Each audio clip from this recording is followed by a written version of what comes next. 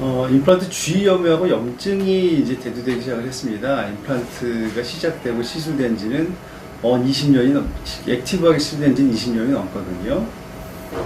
그래서 이제 임플란트가 어느 정도 치과의 치료의 법으로, 요법으로 자리를 잡았습니다. 근데 임플란트는 자연치랑 달리 실제로 염증에 취약한 구조를 가지고 있어요. 표면이 매우 거칠어요, 임플란트는. 거칠어야지 뼈세포가 좋아하기 때문에. 그것이 이제 역으로 잇몸 구강 상태가 별로 안 좋거나 아니면 뭐 여러 가지 원인에 의해서 염증이 한번 생기면 자연치아랑은 달리 자가치유 능력이 없습니다. 그래서 염증이 한번 생기면 급속도로 빠르게 퍼지기 때문에 그 염증을 치료할 수 있는, 내지는 염증을 조금 억제할 수 있는, 아니면 치료를 쉽게 유도할 수 있는 그런 임플란트가 있는지에 대해서 많이 개발 중입니다. 임플란트 염증은 기본적으로 보통 5년 이상의 사용된 임플란트에서는 뼈가 녹는 임플란트 염증은 보통 한 30-40% 정도, 적지 않은 숫자죠. 자연치보다 많이 비율이 높습니다. 그런데 뼈가 한번 녹기 시작하면 걷잡을 수 없이 진행이 되죠. 그래서 임플란트 수명을 얘기를 했을 때는 임플란트 염증이 많이 관여를 하게 됩니다. 그래서 임플란트라는 것은 아까 설명했듯이 표면이 이렇게 맨질맨질하거나 그런 것이 아니고요. 표면이 거칠게 구조가 되어 있어요. 그래서 표면적으로 넓게 하기 위함이고, 우리가 세포도 이렇게 자리를 잡을 때는 조금 이렇게 아주 매끄러운 면보다 조금 거친 면에서 자리를 잡게 되거든요. 그래서 임플란트 표면은 대단히 거칠고 복잡한 미세 구조를 가지게 돼 있어요. 미세 구조를. 그런데 그런 것이 어떤 여하한 이유 간에 조금이라도 노출이 되기 시작을 하면 그 복잡한 구조 내에 엉뚱한 염증을 일으킨 세균이 또 자리를 잡게 됩니다.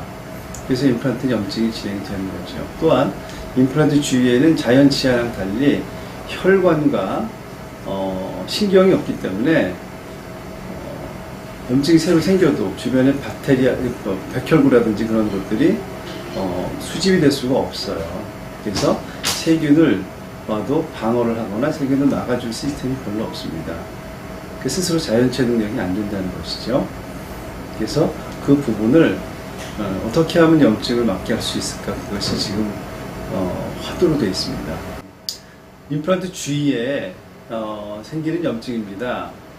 우리 풍치나 치은염처럼 자기 치아에서도 잇몸이 생기는 염증과 뼈가 녹는 염증 두 가지를 구별할 수 있듯이, 임플란트 주위에도 임플란트 위에 있는 잇몸이 생기는 염증과 임플란트 주위에 뼈가 녹는 임플란트 주위염이라는 것이 있습니다.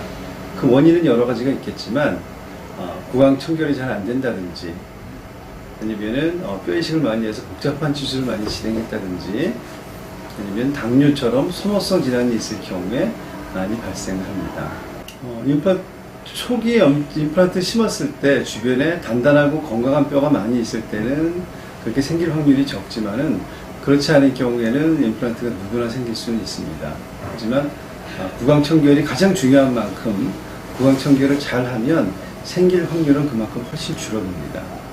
임플란트 염증이 없어서 건강한 뼈를 그대로 임플란트 주위에서 보호할 수만 있다면 임플란트는 정말 오래 그리고 편안하게 잘 사용할 수 있습니다. 가장 중요한 요소는 임플란트 주위를 깨끗하게 청결하는 겁니다.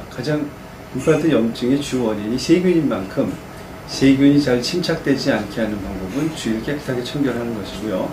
혹시 본인이 알 수가 없기 때문에 치과에 주기적으로 방문을 해서 조금이라도 초기 염증이 발견됐을 때 빨리빨리 치료하는 것이 제일 중요합니다. 자연치아에는 치주인대라는 것이 있어서 신경과 혈관이 자연치아 주위에 다 따로 있습니다. 그래서 자연치아는 조금만 건드려도 우리가 느끼고 알게 되는데요. 임플란트는 뼈와 직접 달라붙은 구조이기 때문에 임플란트 주위에 싸고 있는 신경과 혈관이 존재하지 않습니다. 따라서 감각이 없고, 따라서 임플란트 주위가 심하게 염증이 생겨서 통증을 일으켜야만 해도 불구하고 전혀 통증이 없습니다. 또 하나는 혈관이 존재하지 않기 때문에 자연치아를 능력을 도와줄 수 있는 백혈구라든지 여러 가지 요소들이 존재하지 않습니다. 그래서 한번 염증이 생겼을 때는 염증이 치유가 되는 게 쉽지 않습니다.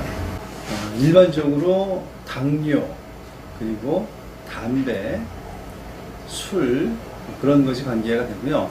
다른 지병은 뭐 여러 가지 자기의 면역 능력을 저하시킬 수 있는 여러 가지 요소들은 다 관계될 수 있습니다.